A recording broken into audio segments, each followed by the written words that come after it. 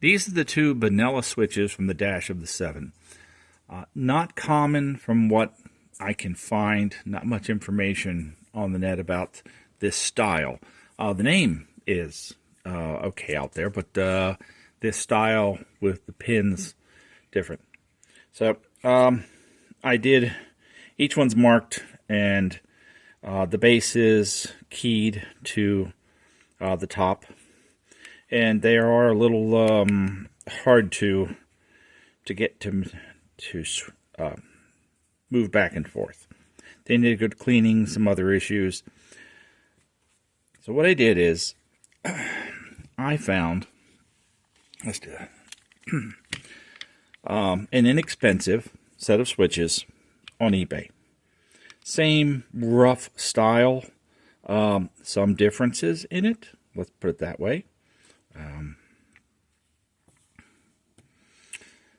So they are pinned per, I guess, whatever you want to do. Now, nicely enough, let's see this one. Let's see if that's right. Yes. I've got one that matches here in pins. Let's see, and these other ones? That one does not match. That one does not. Let's see. Just I'm starting to get a little confused here. Okay. So, this one also matches in pinouts. So at least I have parts, we'll say. So for me, let's see. Those are the originals. These are the spares. We'll call it spare parts. Allows me to figure out how they work.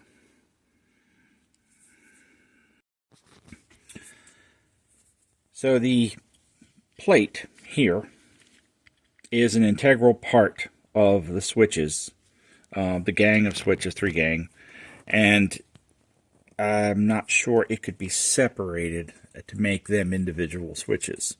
Because if you see these little bumps, key points, we'll say, that might work better. The switch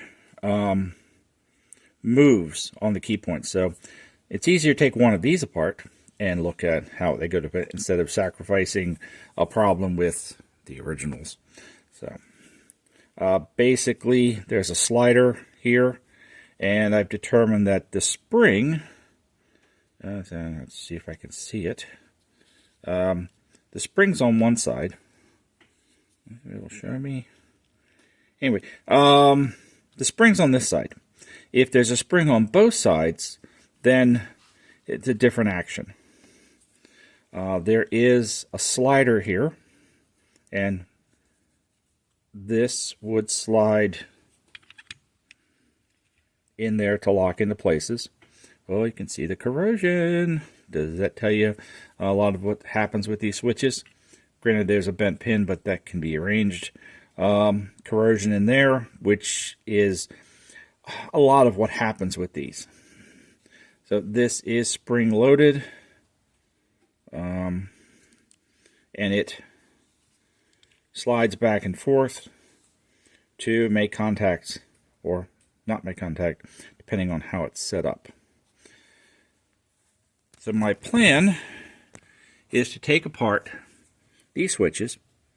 They're almost identical to that, except the plate is different. Clean the contacts. Put some dielectric grease inside to prevent corrosion in the future, and get them functioning the way they should and making the connections that they should. So that is a way to address these switches. Now, I found that in the Elite, they have the same style switches. Some are pinned, some are the spade terminals on the back. Sorry. Trying to remember the words to describe these things. They all basically function along the same route in that there's a slider inside with contacts, and the pins goes across the pins, and that is how they work. And corrosion in there is what stops the switches from working. Many of them can be pulled apart and cleaned. I'm not sure about all of them, but consider when you look at them. If they're readily available, replace them. But if you can't find replacements, like I'm not able to find replacements for these, you probably end up having to take them apart, clean them, get them functional again, and put them back together. And to add how they come apart, these little bend tabs basically hook around this. So let me bring one of these in here. See those little tabs? You bend them out, it comes apart. You bend them back in, put it back together. That's simply as it is. I did reference marks, so when I put them back together, I know that they're orientated the right way. So if you have to take care of the switches, this is at least a guide for what I do. Is it absolutely perfect? I don't know. But this is what I do. So, good luck. I've pulled the first switch apart. You can see basically how dirty it is for where it slides on the keyways. And contacts need cleaning. So, let me flip this one over. You can see. Yeah. So how I'm going to, well, let's see. Once they're clean, because you can use plenty of things to clean them with, but I will polish them. Let's see, get this in camera. All right, little brass brush. Slow on a drill in there to clean up the copper. And then deox, which is what I have. It's an electrical component that I used in work. I have it on the shelf, and I do find that it works really good for oxidation issues, and it will provide a little bit of lubrication in there also. So that's kind of what I intend to do. The little brass brushes right here, you can buy sets of them out there. They're fairly inexpensive. This is part of a set I bought at Harbor Freight. They're on discontinue at the time of this recording, and so I bought a couple of packs of them that were on the shelf just because I use this. It's an assortment, and I use them. This is not a push for Harbor Freight. It's just easy to find because I have a store close to me, and they've been easy to come up with, seeing them on the shelf, and the assortment works for many things that I use in the motor house. Cleaned up, ready to be lubricated, and then put back together. Switch 1 is complete and working. Let's see if I can do this one-handedly. The motion is pretty smooth, locks in well. The pins have been clean and treated. And after I do the other one, I will put both of these in a plastic bag and ready for reassembly when it's time. Just get this stuff done now, so when it's time to put the car back together, everything's ready. Parts arrived today from Redline Components in England. I thank them for helping me out with rear suspension parts. So these are the lower two on the 7, and they did not have the upper two in stock. They hope to in the future to have them in stock, but at the moment they didn't. But I did get bushings and all, and I will have to get the uppers, radius arms made. Fortunately, a wonderful fellow Lotus 7 owner sent me engineer drawings of what the measurements are and for getting them made, and I thank them for that. And when the chassis is being repaired, they should be able to manufacture those arms for it. I had previously mentioned about changing these connections to connectors that I can take apart and put back together. This is a 3. There's 4, 6s, and I said 9s. These kits are available on Amazon, but they're not too much money. There are lots of versions of them. There are modern ones with gaskets, but I wanted to say something that looked at least somewhat period.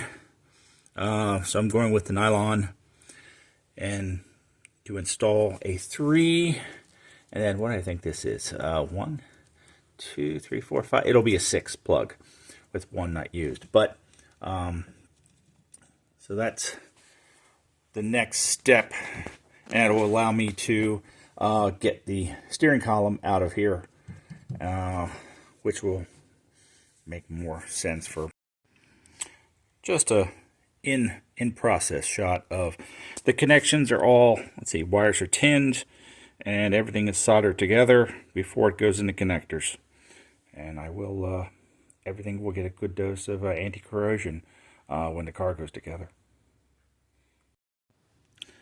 The connectors are done. So one more step forward. The last part of this episode is going to focus on wheels and tires. Now, I do not have a full set of wheels. The spare was missing somewhere down in its history, and the 4th wheel is damaged too extensively and did not come with the car in the accident. So in the accident it was damaged, and something was put on in order to make it roll. How's that? That's the best way to put it. These are Chevio, is the name of the wheel, a Chevio. Now, I'd have to go Australia, New Zealand, try to find an exact one. I've seen some out there, and the originals were silver. They weren't red. I don't know when in its life it got painted red. But to put it back to what it looked like with silver, I'd have to clean them, do all that. But what I was able to find, let's just cut to it. Let's do this. There we go.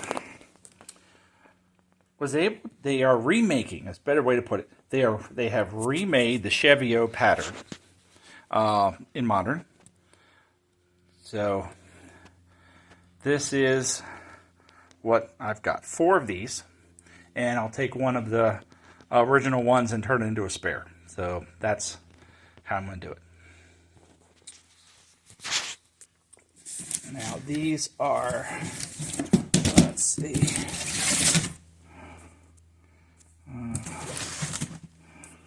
try to get a little better shot of that.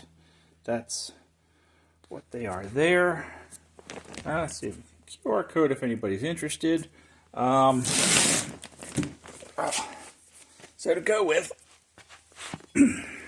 that, 215/60/13 is the original tire size. Very difficult size to find anymore. But this is where we're going. Let's see if I can. Sorry, doing this one-handed. Trying to get it to balance.